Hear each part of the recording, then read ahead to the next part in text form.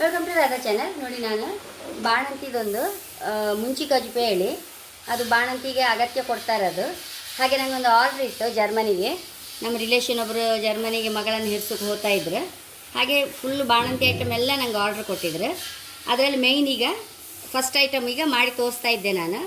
ಮುಂಚಿಕಜ್ಜು ಹೇಳಿ ಈ ಬಾಳೆ ಹೂವಿದ್ದು ನೋಡಿ, ಅದನ್ನು ನಮ್ಮ ಲಕ್ಷ್ಮಿ ಕೊಚ್ಚುತ್ತಾ ಇದ್ದೆ. ನಮ್ಮ ಬಾಣಂತನಕ್ಕೆಲ್ಲ ಅವಳೇ ಮಾಡಿದ್ದು ನೋಡಿ. ಈಗ ಸಹ ಪಾಪ ಮಾಡ್ತಾಯಿದ್ಲು ಅವಳು. ಹಾಗೆ ಆಕೆ ಲಕ್ಷ್ಮೀ ಪಾಪ ಎಲ್ಲ ಎಷ್ಟು ಚಂದ ಮಾಡ್ತೀನಿ ನೋಡಿ. ಅದೇ ಎಂತೆಲ್ಲ ಹಾಕ್ಬೇಕು ನಂಗೆ ಸಹ ಸಮ ಗೊತ್ತಿಲ್ಲ, ಅದೆಲ್ಲ ಅವಳಿಗೆ ಗೊತ್ತು. ಅದನ್ನೀಗ ಕತ್ತರಿಸ್ತಾ ಇದ್ದಾಳೆ. ಹೂವನ್ನು ಲಾಯ್ಕ್ ಮಾಡಿ ಕೊಚ್ಚಿ ಇಲ್ಲಿ ನೀರಿಗೆ ಹಾಕಿ ಇಟ್ಕೊಂಡು ಲಾಯ್ಕ್ ಮಾಡಿ ಅರಿಶಿನ ನೀರಿಗೆ ಹಾಕಿ ಇಟ್ಕೊಂಡಿದ್ದೆ. ಇದನ್ನೀಗ ನೀರು ಕೊದಿಕ್ಕೆ ಇಟ್ಟಿದೆ, ಅದಕ್ಕೆ ಹಾಕಂತೆ. ಅಂತ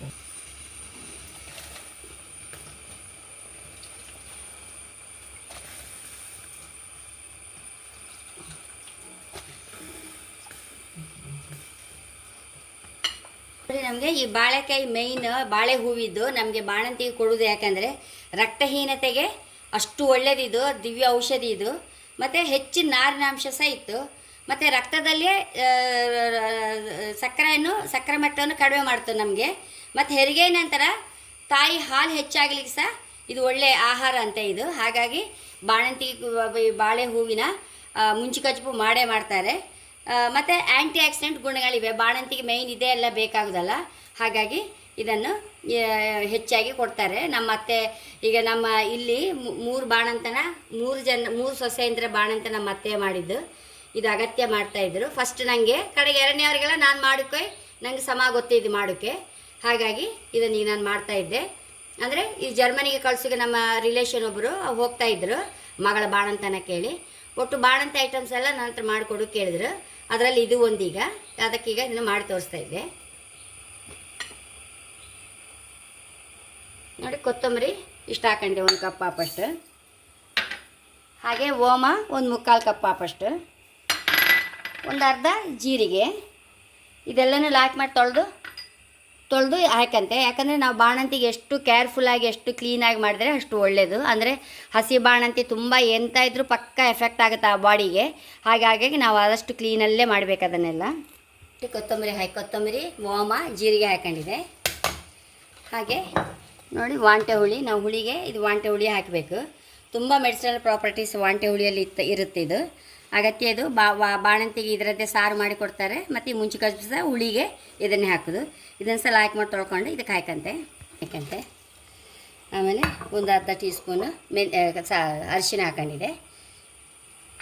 ಒಂದು ಸಲ ಮಗ್ಚ್ಕೊಂಡು ಬಿಡುವ ಲಾಯ್ಕ್ ಮಾಡಿ. ಸಾಧಾರಣ ಒಂದು ಅರ್ಧ ಮುಕ್ಕಾಲು ಗಂಟೆ ಬೇಯಬೇಕಿದೆ ಸಮ.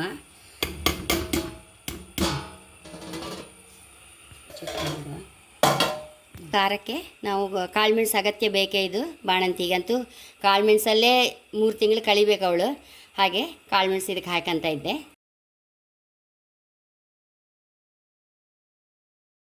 ಒಣಮೆಣಸು ಸಹ ಹಾಕೊಳ್ಬೇಕು.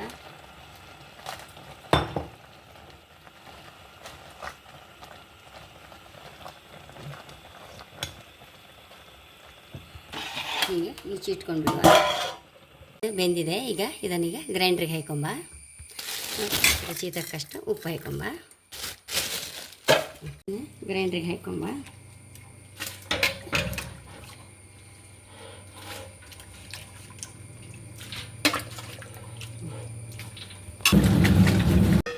ನೋಡಿ ಗ್ರೈಂಡ್ರಿಂದ ತಕ್ಕೊಂಡಿದೆ.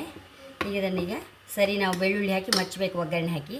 ನೋಡಿ ಇದು ಮನೆ ತುಪ್ಪವೇ ಯೂಸ್ ಮಾಡ್ತಾಯಿದ್ದೆ. ನನಗೆ ಅಂಗಡಿ ತುಪ್ಪ ಯೂಸ್ ಮಾಡೋಕ್ಕೆ ಸಹ ಇಷ್ಟ ಇಲ್ಲ. ಬಾಣಂತಿ ಕೊಡೋದಲ್ಲ, ಸ್ವಲ್ಪ ಕ್ಯಾರೆಲ್ಲ ಮಾಡಬೇಕು ಎಲ್ಲ. ಹಾಗೆ ಈಗ ಒಲೆ ಮೇಲೆ ಬಾಣಲ್ಲಿ ಇಟ್ಕೊಂಡಿದ್ದೆ, ತುಪ್ಪ ಹಾಕ್ಕೊಂತ ಇದ್ದೆ. ಸಾಸಿವೆ ಹಾಕೊಂಬ. ಜೀರಿಗೆ ಹಾಕ್ಕೊಂತ ಇದ್ದೆ. ಬೆಳ್ಳುಳ್ಳಿ 1 ಕಪ್ ಸಲದ್ದು ಇಟ್ಕೊಂಡೆ ಹಾಕೊಂಬ.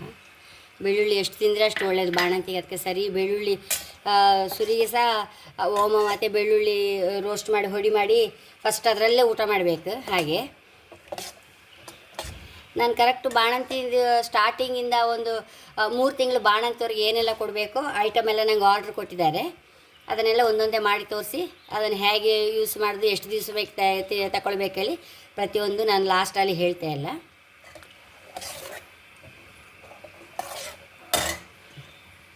ನೋಡಿ ಈಗ ಬೇಯ್ತಾ ಬಂತು ಬೆಳ್ಳುಳ್ಳಿ.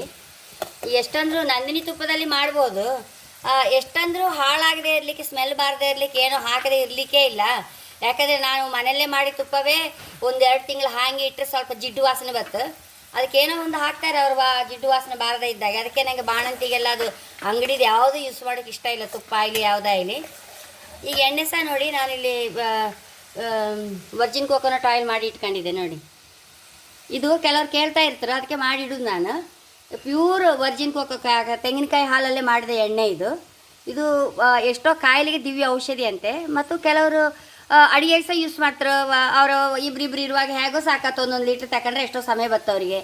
ಮತ್ತು ಆರೋಗ್ಯಕ್ಕೆ ಸಹ ಅಷ್ಟು ಒಳ್ಳೆಯದು, ಎಷ್ಟು ತಿಂದರೂ ಏನಾಗೋದಿಲ್ಲ ಈ ಎಣ್ಣೆ. ಮತ್ತು ಖಾಲಿ ಹೊಟ್ಟೆಯಲ್ಲಿ ಮತ್ತು ರಾತ್ರಿ ಮನ್ಕೊಂಬಾಗ 1 ಚಮಚ ಕೆಲವರು ಕುಡಿಯೋ ಅಭ್ಯಾಸ ಇತ್ತು. ಅದು ಅಷ್ಟು ಪ್ರಯೋಜನ ಅಂತೆ ನಮ್ಮ ದೇಹಕ್ಕೆ. ಕೆಲವರು ಹಾಗೆ ಸಹ ಕುಡಿತಾರೆ.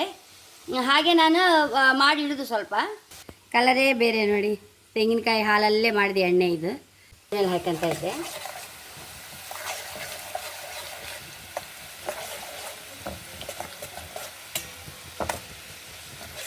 ಗ್ಯಾಸ್ ಮೇಲೆ ಹೊಟ್ಟೆ ಆಯ್ತಲ್ಲ, ಈಗ ಇದನ್ನು ಹಾಕೊಂಬ.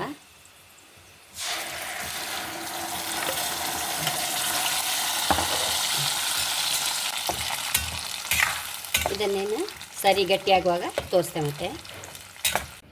ನೋಡಿ ರೆಡಿಯಾಗಿದೆ. ತುಂಬ ಅಂದರೆ ತುಂಬ ರುಚಿ ಆಯಿತು. ಎಲ್ಲ ಮನೆಯಲ್ಲಿದ್ದ ಐಟಮಲ್ಲೇ ಮಾಡಿದ್ದಲ್ಲ, ತುಪ್ಪ ಸಮೇತ ಮನೆಯದ್ದೇ ಹಾಕಿಕೊಯ್. ಬಾಳೆ ಹೂವು ಎಲ್ಲ ಸೇರಿ ನೀರಲ್ಲೇ ಬೆಳೆದ ಬಾಳೆ ಹೂವು ಎಲ್ಲ ಹೈ ಕ್ಲಾಸ್ ಟೇಸ್ಟ್ ಬಂದಿದೆ. ಖಂಡಿತ ನೀವು ಸಹ ಟ್ರೈ ಮಾಡಿ. ಮನೆಯಲ್ಲಿ ಬಾಳೆ ಹೂ ಇರುವಾಗ ಇದೊಂದು ಮಾಡಿ ಇಟ್ಕೊಂಡ್ರೆ ಆಗಾಗ ಬಾಯಿ ರುಚಿ ಇಲ್ಲದೆ ಇರುವಾಗ ತಿನ್ನೋಕೆ ಹೈ ಕ್ಲಾಸ್ ಆಗುತ್ತೆ. ಮತ್ತು ಬೆಳ್ಳುಳ್ಳಿ ಎಲ್ಲ ಔಷಧಿ ವಸ್ತುಗಳೇ, ನಮ್ಗೆ ಆರೋಗ್ಯಕ್ಕೆ ಸಾಕು ಒಳ್ಳೇದು ತಿಂದರೆ. ಶುಗರ್ ಲೆವೆಲ್ ಒಂದೇಲಕ್ಕೆ ಇರುತ್ತೋ, ಬಿ ಪಿ ಕಡಿಮೆ ಆಯ್ತು, ಎಲ್ಲದಕ್ಕೂ ಕೂದಲಿಗೆ ಆಗಲಿ ಅನಿಮಿಕ್ಕಿಗೆ ಎಲ್ಲದಕ್ಕೂ ಒಳ್ಳೆಯದ ಹೂವು. ಹಾಗೆ ಮತ್ತು ಪದಾರ್ಥ ಪಲ್ಯ ಎಲ್ಲ ಮಕ್ಳು ಯಾರು ತಿನ್ನೋದಿಲ್ಲ, ಇದಾರಂಚೂರು ಮಕ್ಕಳು ತಿಂದಾರು. ಹಾಗೆ ತುಂಬ ಖಾರ ಮಾಡೋಕ್ಕೆ ಹೋಗಲಿಲ್ಲ. ನಮ್ಮ ಅತ್ತೆ ಮಾಡೋಗಂತೂ ತುಂಬ ಖಾರ ಇದ್ದಿತ್ತು. ನಮಗೆಲ್ಲ ಮತ್ತು ಖಾರ ಅಭ್ಯಾಸ ಇತ್ತಲ್ಲ, ಈಗಿನ ಮಕ್ಕಳೆಲ್ಲ ಹೆಚ್ಚು ಖಾರ ಎಲ್ಲ ತಿನ್ನೋದಿಲ್ಲಲ್ಲ. ಅದು ಅಲ್ಲೆಲ್ಲ ಹೋಗಿ ಸೆಟ್ಲಾದವ್ರಿಗಂತೂ, ಫಾರಿನಾಗಿರುವವ್ರಿಗಂತೂ ಖಾರವೇ ಅಭ್ಯಾಸ ಬಿಟ್ಟೋಗಿರುತ್ತೆ. ಯಾಕೆ ನಾನು ಹೆಚ್ಚು ಖಾರ ಮಾಡಲಿಲ್ಲ ಇದನ್ನು. ಹಾಗೆ ನನ್ನ ಚಾನಲ್ ಇಷ್ಟ ಸಬ್ಸ್ಕ್ರೈಬ್ ಮಾಡಿ, ಲೈಕ್ ಮಾಡಿ, ಕಾಮೆಂಟ್ ಮಾಡೋದಂತೂ ಮರಲೇಬೇಡಿ. Thank you.